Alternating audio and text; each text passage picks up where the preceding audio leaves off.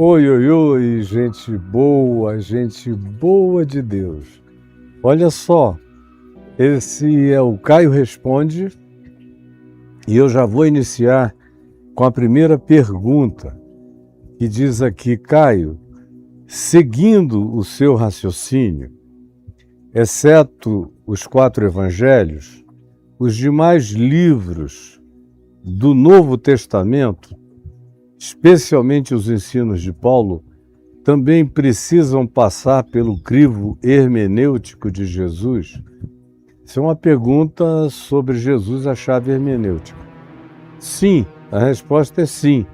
Velho Testamento e o Novo Testamento, e exceto os 4 evangelhos, onde você tem um corpo de informações bem coerentes entre si mesmo e de muita lógica de completude e muito sentido de perspectiva narrativa, o que dá uma autenticidade, carrega uma validação histórica para a descrição feita acerca de Jesus muito maior, porque os 4 evangelhos não são iguais. As dessemelhanças deles, as diferenças entre eles, as pequenas nesgas de informações que são distintas, são verdadeiros poderes de corroboração do significado histórico de uma narrativa genuinamente humana correspondente a fatos históricos. Se 4 pessoas colocadas para descreverem em tempos diferentes, com intervalos até de anos e décadas, os mesmos episódios que viram ou que lhes foram narrados por testemunhas oculares, verazes e sinceras, todavia os narradores desses mesmos episódios vão cometer pequenas discrepâncias naturais que, ao invés de desacreditarem o texto ou a história narrativa, muito mais a validam. É como o exame de ortografia para fins de falsificação de estelionato. Um dos critérios mais validadores de documentos que supostamente foram assinados pela mesma pessoa no mesmo dia e não são cópias um do outro, mas puseram um calhamaço de documentos e a pessoa rubricou cada um e assinou ao final em 2, 3 páginas, é que nenhum deles será igual.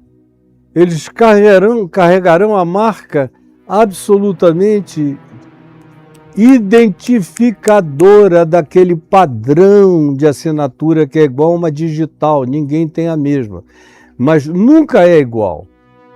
Você me der, e eu estou assinando coisas há muitos anos, desde jovem, desde 19 anos eu comecei a ser obrigado a assinar coisas e coisas e coisas, isso aumentou aos milhares. Eu não tenho uma única assinatura que seja exatamente idêntica à outra.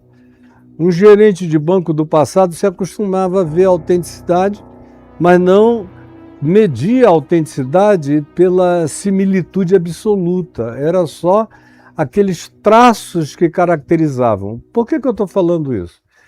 Porque os 4 evangelhos são assim. Você tem pequenas diferenças que autenticam um ao outro. O que já não é o caso dos evangelhos apócrifos, encontrados especialmente há não muito tempo atrás em Nag Hammadi, no Egito. Alguns deles dizem frases de Jesus, praticamente nenhum deles tem narrativas de histórias de Jesus, e o que eles contam ali são coisas muito fragmentadas que você encontra, todavia, nos 4 evangelhos. Esse argumento de quem diz, não, precisa haver os evangelhos de Nag Hammadi, os evangelhos gnósticos, é porque a ênfase gnóstica é que o reino de Deus está dentro de nós, e nos 4 evangelhos não. Quem diz isso nem lê os evangelhos de Nag Hammadi, nem lê os 4 evangelhos, porque os 4 evangelhos dizem que o reino de Deus está dentro de nós. Aí, voltando então à sua pergunta, sim, os 4 evangelhos nos dão o corpo descritivo de quem Jesus foi, do que Jesus fez, do que Jesus ensinou, do que Jesus encarnou como relacionalidade no cotidiano dele e como Jesus gestuou e expressou cada verdade que ele apresentou às pessoas, no falar e nos atos e movimentos dele. Sim, é isso aí que é a palavra de Deus. O Verbo encarnado é a única palavra de Deus. Não é o Deuteronômio de Moisés, nem Números, os Salmos. Tem palavra de Deus em cada uma dessas coisas, mas elas não são a palavra de Deus. Moisés mesmo, após receber o que ele declarou serem as coisas que a ele tinham sido dados, de acordo com Hebreus, por anjos, pelo ministério de anjos, é o que Hebreus no Novo Testamento diz, avisou que elas não eram realidades absolutas e definitivas, que viria um outro depois dele, que a esse sim se deveria ouvir em todas as coisas, porque ele seria a completude de tudo que Moisés, milhares de anos antes, não alcançava. E o escritor de Hebreus diz que tudo aquilo que havia no Velho Testamento eram sombras, símbolos, arquétipos, imagens, projeções. Era como quem enxergava de dentro da caverna de Platão, só as sombras. Moisés foi um habitante da caverna de Platão. Davi foi um habitante da caverna de Platão.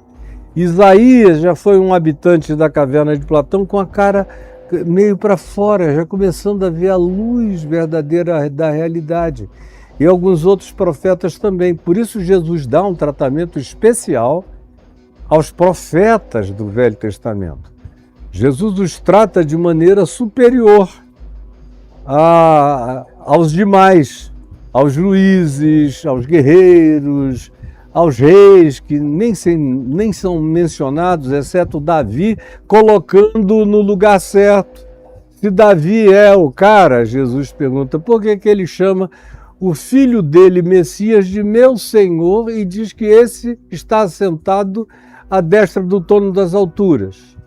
Não é porque ele sabe que ele é inferior àquele que viria? Isso é Jesus perguntando, com uma resposta implícita já dada. Então, para trás, tudo tem que passar por esse filtro. E aí quem está fazendo, por exemplo, o meu curso O Poder dos Salmos, vê como eu uso todo dia na prática a Jesus como chave hermenêutica para ver o que fica dos salmos. Aí, usando Jesus como chave hermenêutica, existem salmos que são totalmente evangélicos, no sentido de que carregam a qualidade do evangelho. E tem salmos totalmente não evangélicos.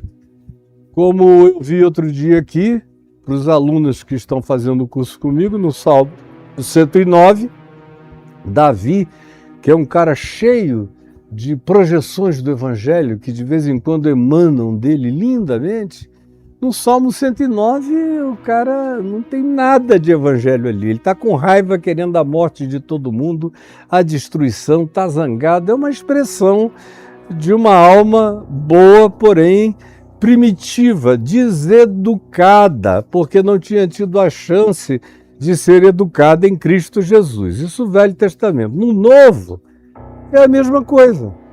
Pedro não era a palavra encarnada.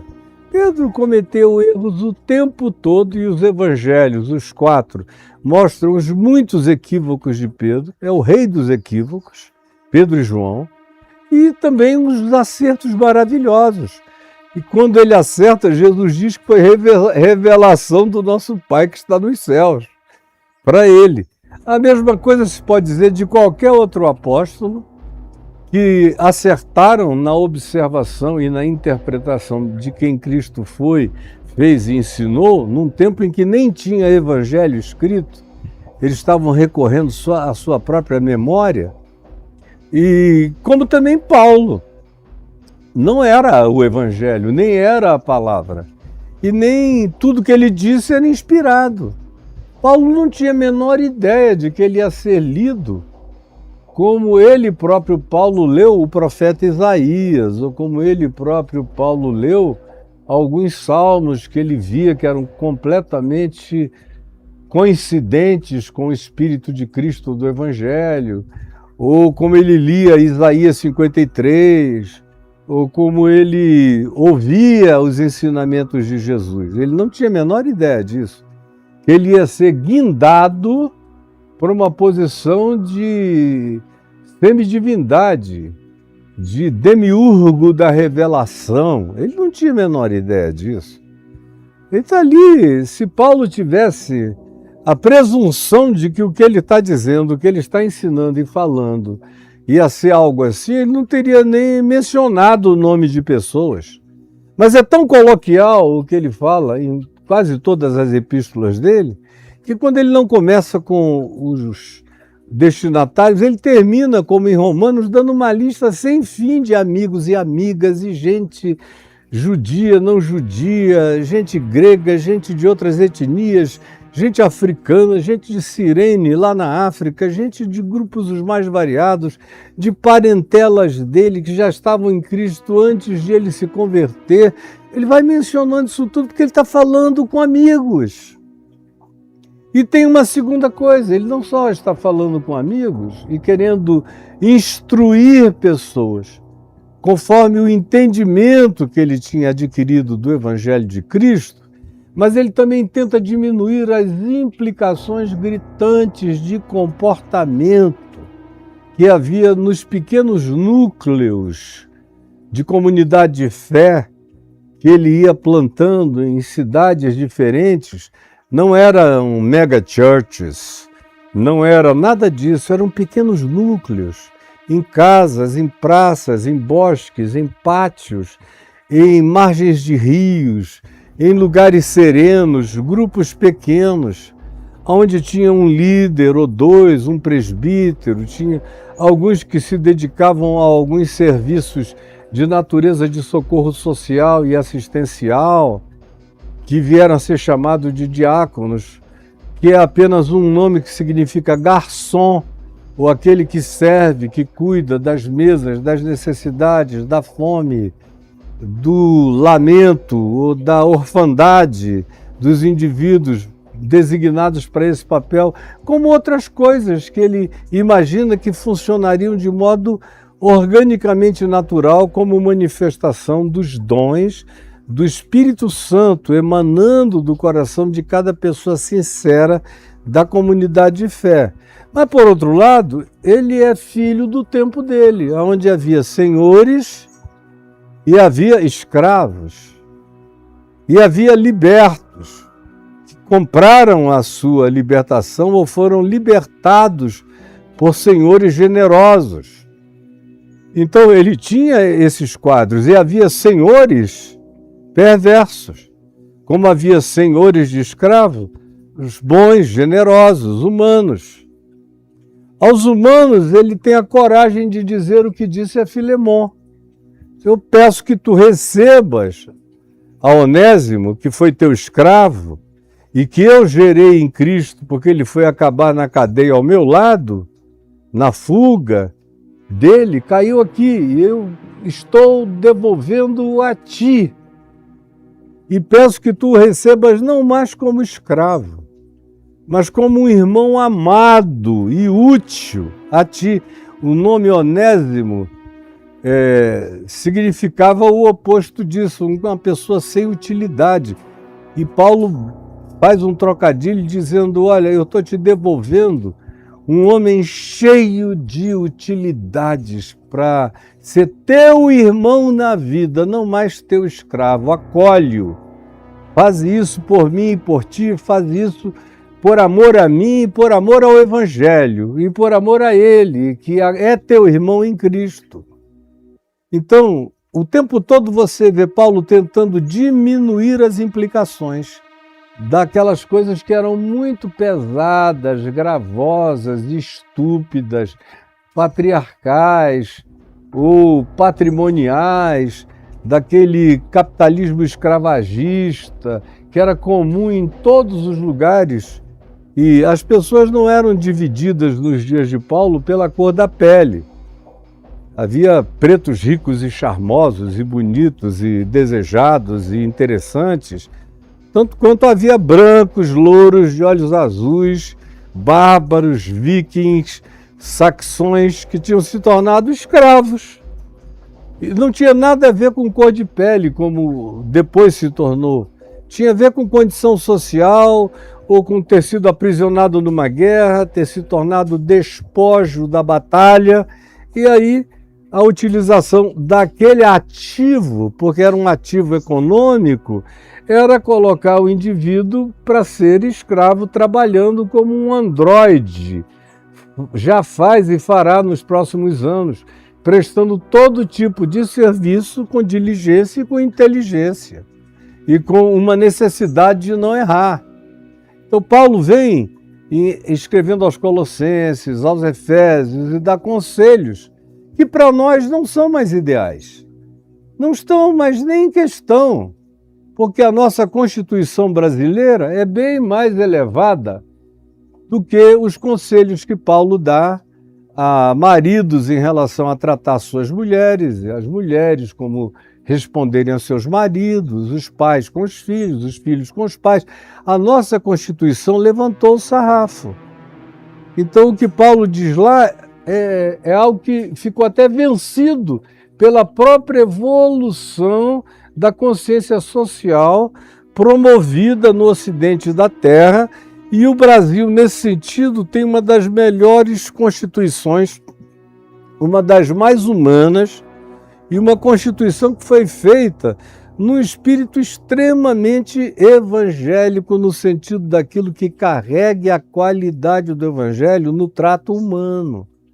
Então é claro que se eu tenho uma Constituição que já ergueu o padrão das relações sociais para um nível superior ao que Paulo conseguia erguer há 2000 anos atrás, para fins de aplicação no cotidiano difícil, patriarcal, xenófobo, machista, dominador, controlador, musculoso, olímpico dos homens guerreiros e gladiadores. Esse era o padrão de poder e força, ou então era o poder político dos generais, dos imperadores e tudo mais. Fora isso, era o poder do macho, do másculo, da força, de esmagar, de poder. Tudo isso, Paulo, todavia, para ele mesmo, não cria. Ele só falava disso para diminuir o agravo para os outros. Mas ele próprio diz, escrevendo aos Colossenses, onde depois ele vai dizer: olha, servo, aprenda a responder ao seu senhor, e você que é senhor de escravos, aprenda a tratar os seus escravos. Você que é marido, aprenda a tratar sua mulher. Você que é mulher, aprenda a tratar seu marido. Vocês que são filhos, aprendam a tratar seus pais. Vocês que são pais, aprendam a tratar seus filhos. Hoje em dia está tudo superior a isso, na nossa legislação. Mas Paulo mesmo cria para ele e para a prática do cotidiano dele em algo totalmente diferente.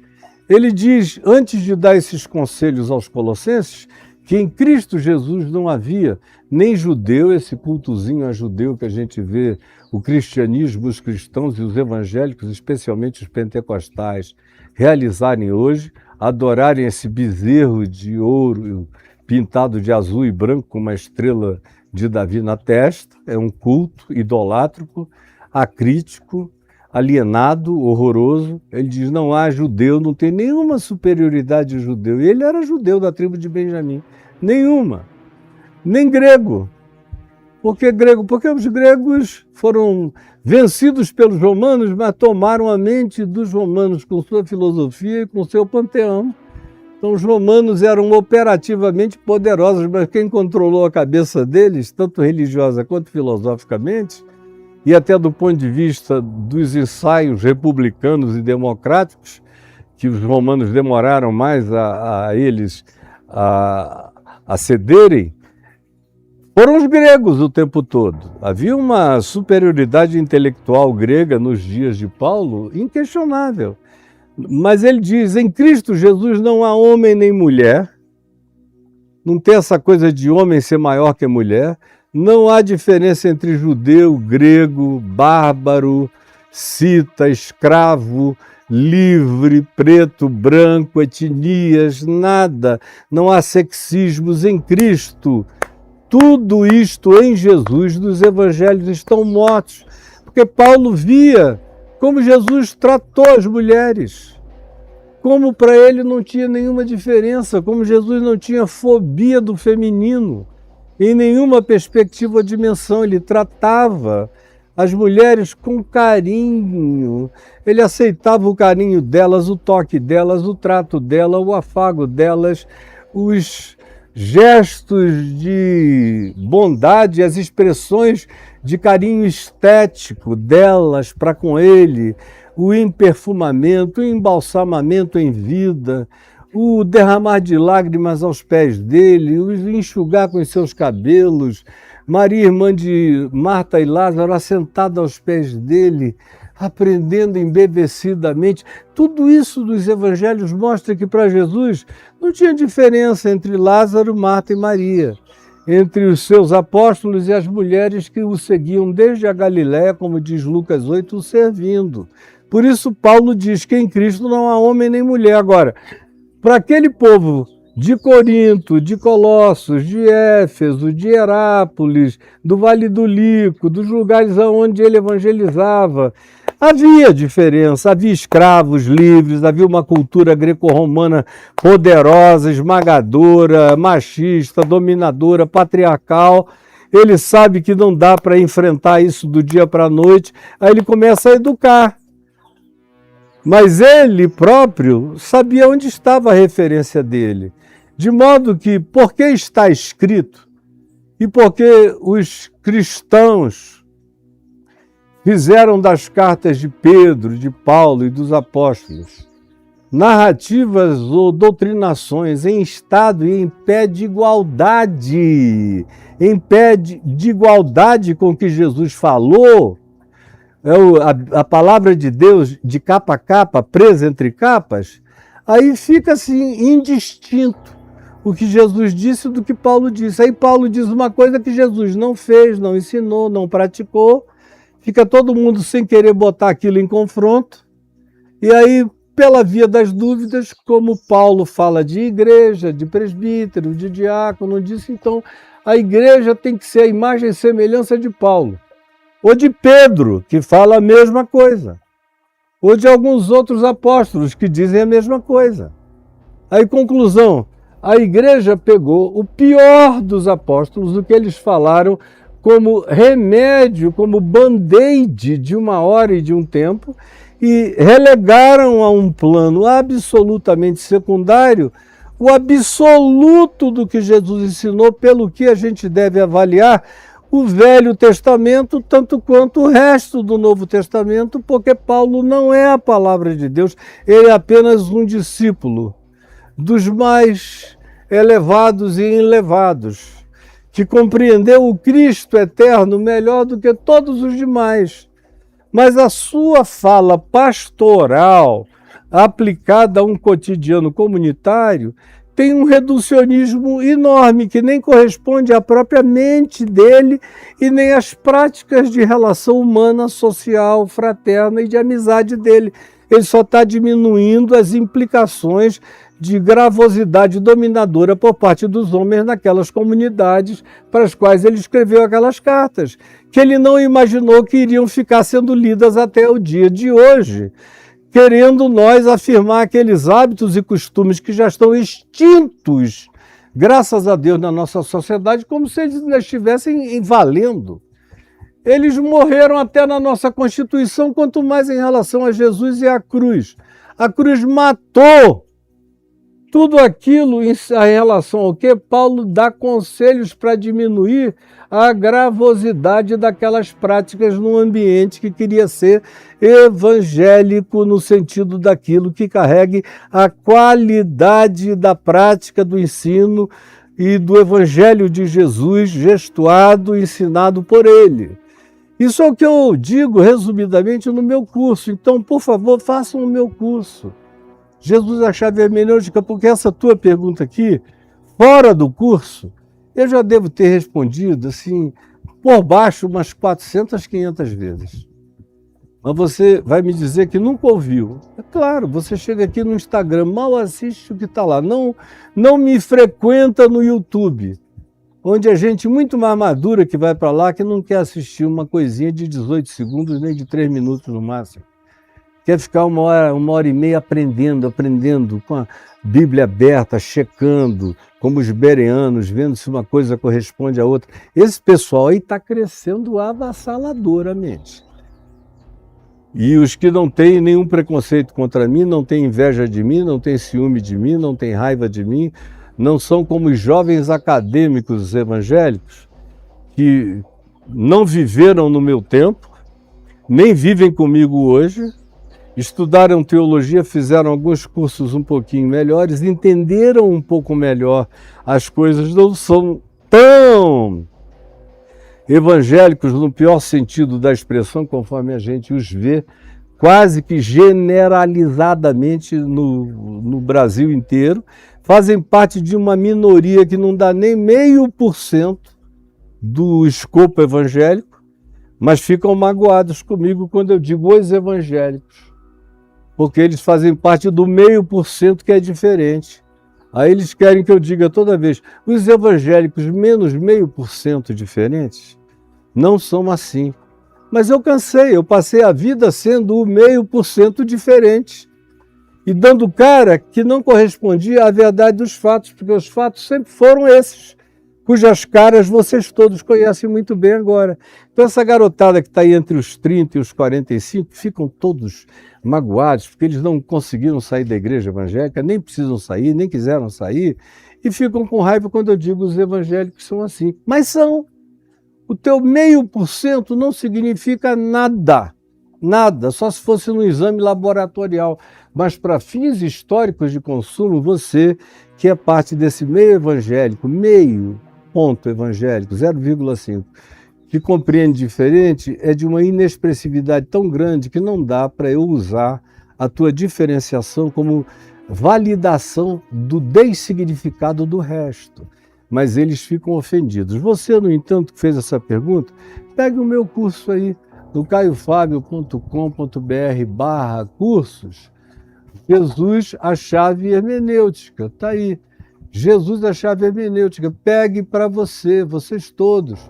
Quiserem saber o que eu entrego, está aí dentro, nesse vídeo. É só clicar, ver o vídeo, que vocês vão entender e peguem para fazer, porque aí nunca mais eu tenho que responder essa pergunta. Quanto mais vocês a façam, tá bom? Eu paro por aqui hoje e volto com você amanhã, pedindo que o Senhor Jesus nos dê luz, entendimento e muita graça no amor de Deus. Um beijo e vai!